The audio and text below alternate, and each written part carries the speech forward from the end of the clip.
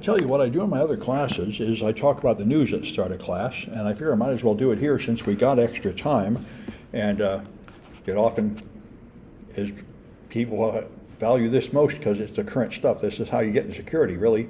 You just read the news. So this is pretty surprising. Marriott and Starwood hotels got hacked and lost credit card numbers and so on. This happens all the time, but the Federal Trade Commission is now punishing them for having inadequate cybersecurity. And this is happening more and more. I'm really glad to see this. We're beginning to have a understanding of what security levels should be expected, and they'll actually punish you. And the stuff they did is stuff that a lot of companies do and wouldn't be considered a ridiculous flaw. They didn't have password controls, access controls, firewalls, or network segmentation. They didn't update their out-of-date stuff. They didn't log and monitor the environment, and they didn't use multi-factor authentication. And we've all pretty much agree that's sort of the top 10 list of things you should be doing, but it is a new thing that you will get punished by the government for not doing that. Now we're beginning to, if you were to not have any fire alarms or not have any sprinkler systems, that would be violating the fire code, and it looks like we're gradually getting there in security. However, the recent Supreme Court decision about Exxon deference, which is strongly pushed by the new right-wing Supreme Court, may well end all this, because they have, this is exactly what the current Republican Party is absolutely against, a government agency that can just pass a rule and now you have to obey it. Their theory is that you should have to pass a law through Congress, and no organization like the FTC should be allowed to just decide, oh, here's the standards you have to live up to, and you have to do it. So we'll see. This may be blocked in court. We'll see what happens. But at least by the previous regime, before the last Supreme Court decision about this would be the normal progress of federal regulations enhancing security.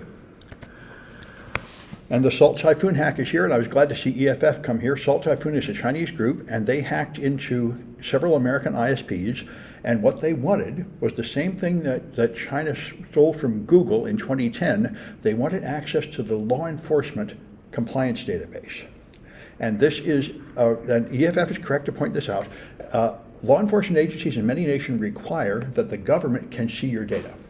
And when BlackBerry expanded to United Arab Emirates, they told them BlackBerry gives encrypted phone calls, and United Arab Emirates said that is not legal. You cannot have any encrypted service that goes outside our nation. You have to put a server in our nation that decrypts it so we can examine it before it goes on.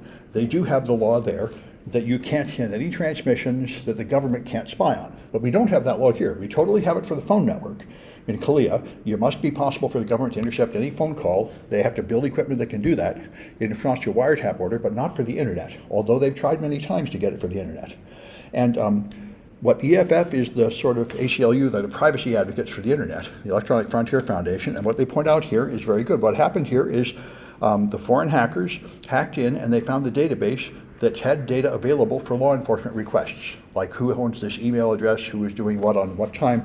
And they're pointing out something that is really important. If you make a backdoor for law enforcement to spy on supposedly private information, it will be a weak spot that will be attacked by attackers. And this keeps coming around again and again. When Obama was president, he found out that the average IT worker had to remember 19 passwords. And he said, oh no, I'll help you out. The U.S. government will be the password manager for everyone in America. They'll just log into a U.S. government website and we'll log into everything else from there. That was his idea to help. And everybody freaked out because any company that worries about security is aware that the government is in fact much less secure than you are. And it's probably easy to find some government official you can bribe or trick.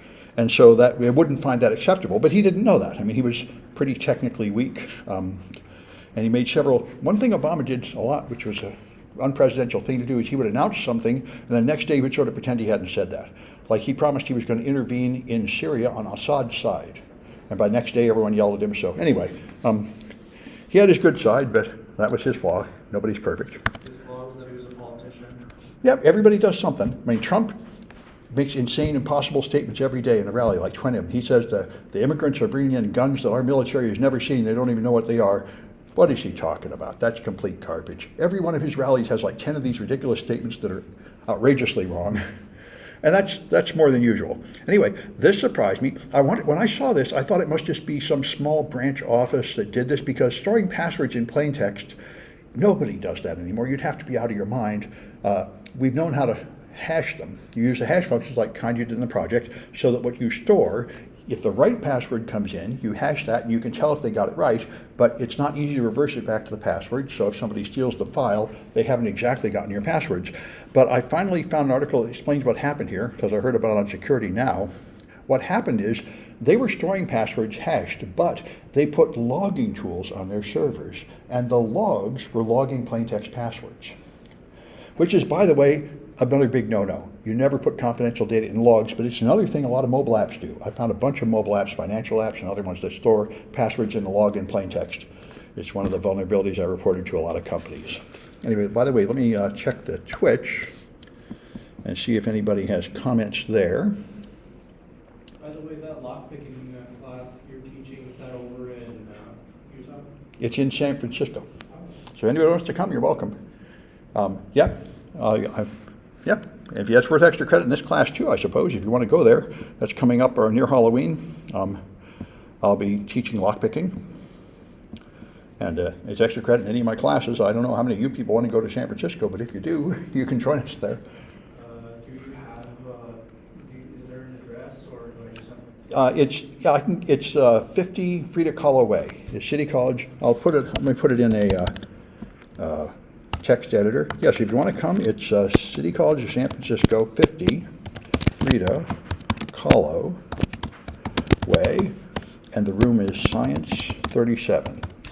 So that's enough information if you type that into like a navigation app. You'll be able to find it. Yeah, you're welcome to come if you like. It's very popular. If you don't know how to pick locks, it's a good thing to learn. It's extremely easy. And the main lesson from it is you will realize that locked doors are not at all as secure as you think they are. I remember when the first time I did it, I just read the famous scientist's Feynman, read Feynman's autobiography. And he just explained in a paragraph how to pick locks. And there was a desk drawer I couldn't get in, so I just bent a couple paper clips and got in. If you just try it, it's a whole lot easier than you think it is. On TV, they make the safecrackers look like they're these experts and stuff, but it's a lot easier than it ought to be. I always thought it was the opposite, because you see in Hollywood, like people can get in with just a few paper clips or whatever, and it's like, it can't be that easy. It is that easy, and there's a reason why it's that easy, is because there was a thriving hacking community in America in the 1850s. And it was around physical locks and tractors. And this was because America, until then, had been considered a backwards province compared to the UK. And the UK totally sneered at us and said, these people don't even know how to spell, they don't even know how to talk, they don't know the classics, they're a bunch of ignorant savages. And they had an event, the World's Fair, where the Europeans would come over and compete with Americans, and they would always win everything. And this year, the Americans won everything. They had the better tractors, they had better locks and everything, and they were amazed. The Europeans said, wait, the Americans are like grown up and now know something. And so there was a whole community around lockpicking. And they had a DEF CON-like convention where they did this. And so the locking industry complained. Here they are showing people how to pick a lock. So they made it illegal to own lockpicks or teach lockpicking. And so locks stopped improving. And the locks you're using on your door today were designed in 1850. And they are outrageously insecure because the metal is not good enough. And the tolerance is too wide, so the little pieces aren't really fitting very well, so you don't have to really make the key shape very accurately to get in. So just jostling the pins around with a bent paper clip or something, it's not too hard to get it in the right zone. There are more secure locks, but most people don't have. Most people just get the cheapest ones, and the cheapest ones are from 1850. The more secure ones are the double teeth ones, at least. Yeah, money is not related, though. The one on the White House, the famous guy Tobias Weber went to DEF CON, and he showed a 12-year-old girl, and after 20 minutes of training, they showed her picking the $700 lock on the White House in 10 seconds, bumping your way through. So the really expensive ones are not necessarily more secure. But if you go to any hacking convention, or you go to COOL, the Open Organization of Lockpickers, they have lockpicking contests like a sport, and they know which ones are more secure. And what about car keys then? Car keys are a little bit more secure, but not much. You can make the equivalent of a bump key by just shaving down. The only thing about car keys is they have teeth on both sides. You can just take a key and shave it down and stick it in and tap, tap, tap. You have to get different style of lockpicks. I've got them. I see. I've got double-sided lockpicks, but it's not that much harder to get in.